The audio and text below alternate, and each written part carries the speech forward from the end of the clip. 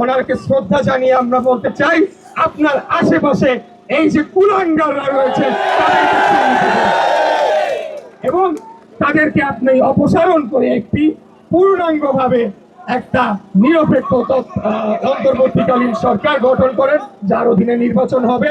আজকের বিজয়ে যদি সরকার ঠিক মতো বাস্তবায়ন করে, আমি কিচ্ছু হই নাই, মেয়র হয়েছেন আপনারা। ওনাই সর্বজন শ্রদ্ধেয় ব্যক্তি, ওনাকে আমরা সবাই শ্রদ্ধা করি।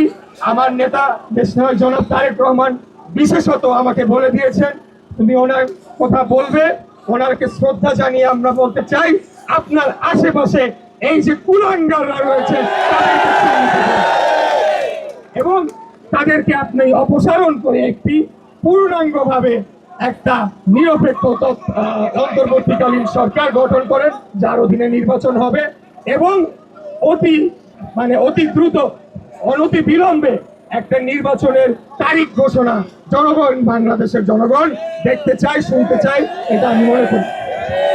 তো আর বক্তব্য দিব না, আপনাদের প্রতি পরবর্তী নির্দেশনা আসবে।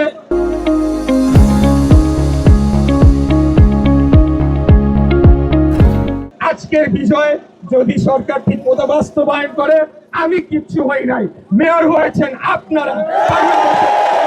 ঢাকার জনগণ, প্রত্যেকটি মানুষ যারা ঝড় বৃষ্টি বাদলার মধ্যে ঘন্টার পর ঘন্টা রাস্তায় বসেছিলেন, সারা রাত আপনারা বসেছিলেন।